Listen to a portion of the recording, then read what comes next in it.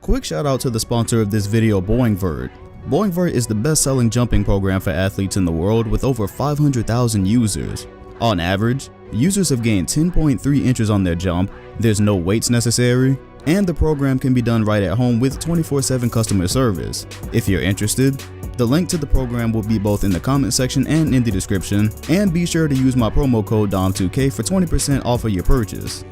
When we acknowledge what he does defensively, that was really the only thing missing back in the day. When you look at the offensive arsenal, you can't. It depends on what your preference is. Obviously, you look at little LeBron and you think about 260 pounds, the kind of effect that he can have.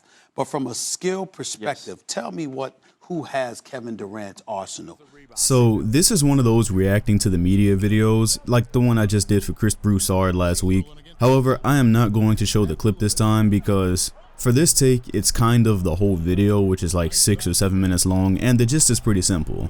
Stephen A thinks that Kevin Durant is the best player in the NBA right now, thinks that there is nobody more unstoppable, and it comes in the midst of this incredible tear he's been on pretty much since he said, "You know who I am," and then he put like 45 on the Clippers and then 50, and then he started the Houston series off with like 30 plus, so definitely on a tear. But it goes to a conversation that I never really had this year on who actually is the best player in the NBA as we speak, and this season, because the whole year you got the sense that people were kind of shifting away from LeBron. And here's the thing with that. We got to stay consistent, and one of the things I have definitely seen LeBron fans say en masse when they're talking about Kobe is that in a year where you did not make the playoffs, you cannot be the best player in the NBA, and they're mostly referring to 2005, I believe. That's the only time he missed the playoffs in his prime. But yeah, if we're staying consistent and saying you cannot be the best player in the NBA and you're not in the playoffs, then the same is going to go for LeBron as well. And it's amongst other things too. This year, LeBron is just obviously not what he has been. If you look at the stats, you can always be fooled by stats, but if you actually watch LeBron play this year, it's very clear he is not the LeBron that was always unanimously the best player in the league. So that gave us some options, because this year it seemed like Giannis was probably going to be the MVP, but then there was Harden also making a strong case.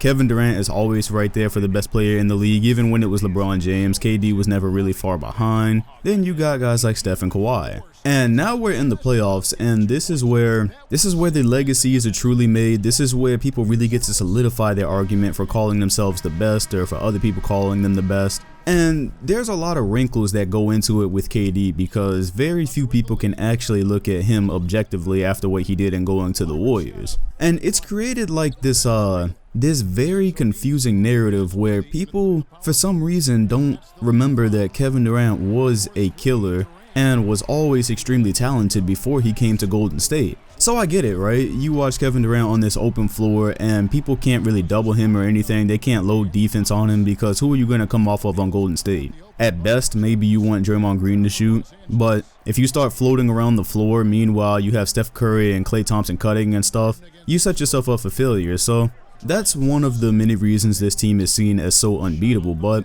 again, people act like we didn't have a year like 2014 where Kevin Durant didn't even have Westbrook that year. Some people would joke that that's a positive, but no, he didn't have another star player next to him most of the time because Westbrook was out. And KD that was probably his best individual season when he didn't have to share the ball with another star. That was the year he won an MVP, and if you watch that year, I still maintain that's one of the most underrated MVP years because it doesn't really ever come up. But my point with bringing that up is you may think that Kevin Durant is not the best player in the NBA, but the narrative that it's because, oh, you can't really tell what he is because he's on the Warriors, that one doesn't make a whole lot of sense. The Warriors define him as a winner. The Warriors do not define him as a player. I think that's what's getting lost here. So yeah, being on this Warriors team, of course that's helping him actually win championships and stack these titles the way he's doing right now. Probably going for his third this year. Yeah, it's helping with that. But KD, the player, people act like the series in 2016 against the Spurs just didn't happen. Like he just didn't efficiently get off in that series with Kawhi Leonard in it. And speaking of Kawhi Leonard, I did my due diligence because I wanted to see how people were responding to Stephen A. Smith. And it seemed like a lot of people were kind of saying, this is where Kawhi Leonard needs to actually speak more, because he's underappreciated. He's not getting mentioned by these guys because he's not out there giving us sound bites like Kevin Durant just did with the "You Know Who I Am." Imagine Kawhi Leonard just gives us a soundbite like that. I really feel like the Matrix would glitch. But anyways, people's argument is, well, Kawhi Leonard's not on a super team. Kawhi Leonard plays elite defense. Kawhi Leonard plays elite offense. So why are we not talking about him right now? Because he might not have got his credit this season because he rested a lot of games. He was coming back from that quad injury, so they weren't trying to risk re-injury. But in the playoffs, he's having an amazing postseason as well. So why aren't we putting him there? And you know, again, this goes back to what I just said. That's generally where people start acting like Kevin Durant just wouldn't be the same right now if he wasn't on Golden State. And yes, of course, with the winning, I agree it would probably be different. But Kevin Durant, the player, y'all might need to start looking at tape before he was on Golden State. But the other thing is, let's not act like Kawhi doesn't have a good team around him and that he's just having to completely carry. My thing is, of course, I know he doesn't have Golden State, he doesn't have Steph's gravity and Klay Thompson. I'm not making that comparison. But Kawhi still does have plenty of space to operate. They can still ISO with him, and it can get very hard to play help defense because of the other 4 shooters on the floor, the other guys you do not want to leave open. Again, not the same as Golden State, but I'm just putting it out there. Kawhi can play a good style of basketball on this Toronto team as well. So, to what Stephen A is talking about here. First, I want to establish that, again, I don't think KD can get an objective opinion for most people because of him being on Golden State. But I do want to remind everybody that for years now, even when LeBron was the unanimous greatest player in the league, KD was never ever far behind. He was never much farther than 2. But let's do this the logical way. Who are we comparing him to? Because right now we're operating under the assumption it's right now. So LeBron James is not the best player in the NBA right now at this moment. And it's not just because he's not playing, it's because this season, especially after the injury, he just was not the best player in the NBA. So then you look at it and say, well, who would you take Kevin Durant over? Well, okay, James Harden. I'm taking Kevin Durant over James Harden because of what you see right now in this Golden State series. Maybe it's going to change up in game 2, but Houston plays the same way for a lot of the time. And James Harden, while being able to create a lot of assists, a lot of lobs to Clint Capella at times, look at what happened in game 1. Golden State starts loading the defense up, discourage Harden from driving. All of a sudden, we are basically trying to win the game off of step back threes and hoping that the ref calls a foul.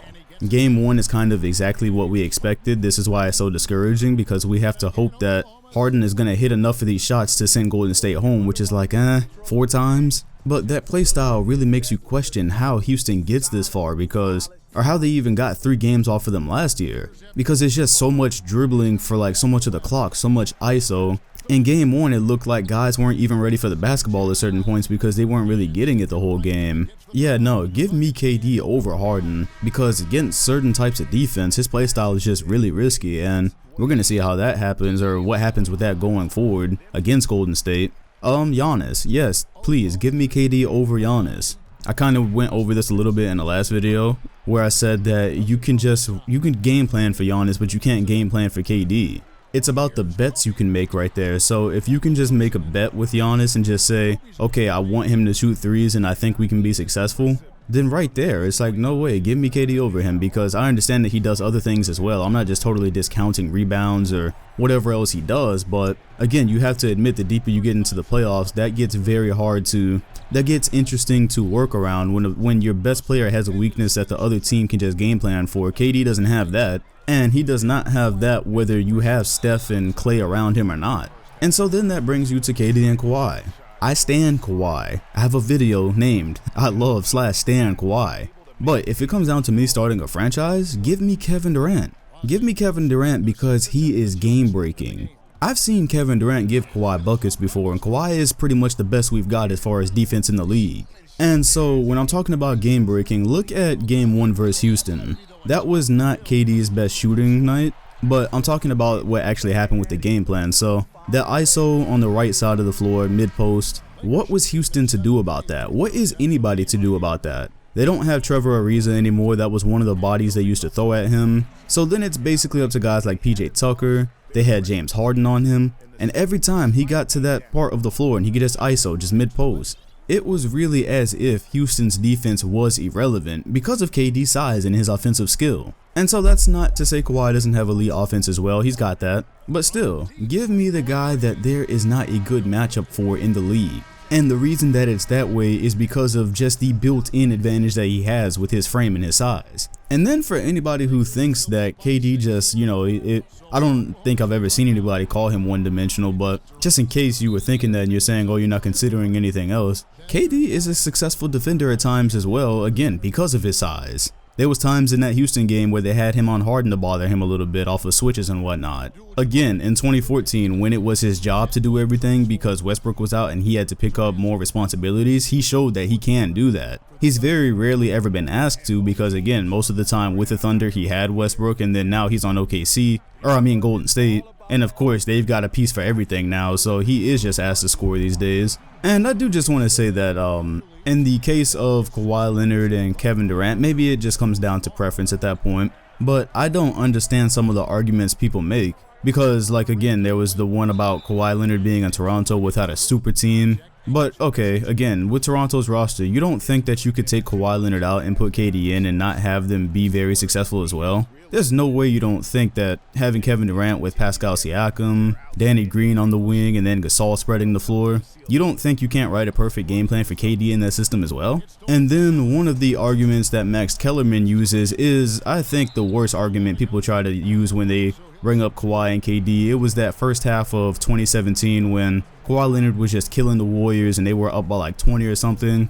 And it's like people completely ignore that the year right before that in 2016 when Kevin Durant was on Oklahoma and they were actually underdogs in the series against the Spurs because the Spurs had a very stacked roster that year. The Thunder won and Kevin Durant had an amazing series. People totally discount that. And maybe the Spurs were gonna win game 1 in 2017. But I don't get how people take that one game and turn it into 4. Just automatically turn that into 4 saying the Spurs were going to beat Golden State based off of one half. I don't get that. But this is why I always say, with some of the arguments that go on with this whole thing with Kevin Durant being the best in the league, this is why I've said the whole year, if he's listening, I would guess that he would leave Golden State because even if you can come up with the reason for Kevin Durant to be the best in the NBA, those narratives will always exist out there that he's on Golden State, so we're not going to give him a fair shake. And it clashes a bit because one thing that I said would happen is pretty much happening right now. Back in 2017, I made a video about the LeBron James era possibly coming to an end.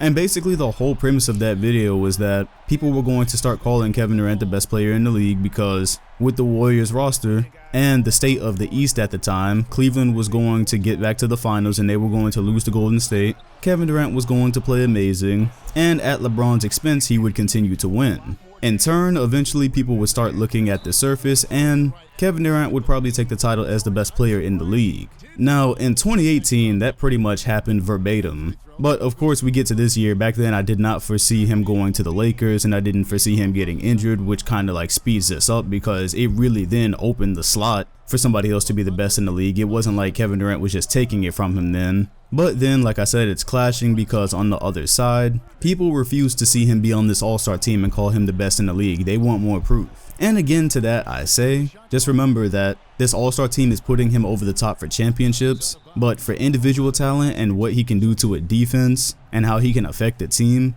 that is literally why we were afraid of Kevin Durant going to Golden State in the first place. That's why we want him to leave so bad. That's why as of this moment, he's the most powerful player in the NBA because what he does this summer kind of decides the power balance in the league, or at least it plays a majority of the part in it. So you let me know what you think in the comment section of who the best player in the league is, but from the way I've always understood it over these last couple of years, or not even couple of years, but like the last 5 years, LeBron was undisputed as the best player in the league, but Kevin Durant was always right there, right behind him. There was one year in 2016 where I believe Steph was the best, but again, that's why I said the majority of these last years. I've kind of always felt like when LeBron was gone, it would be KD. Now, the face of the league is a different conversation because that goes with longevity and who takes the baton and whatnot, and being that Kevin Durant is already 30 and LeBron still has years left, I feel like once LeBron is gone for good, then you have to pass the baton to an even younger player. So I feel like that's more fit for a guy like Giannis, especially once his game comes along and whatnot. But who knows, all that could change. Kevin Durant could go somewhere else next year and ball out, and then maybe he's the face of the league. I don't know.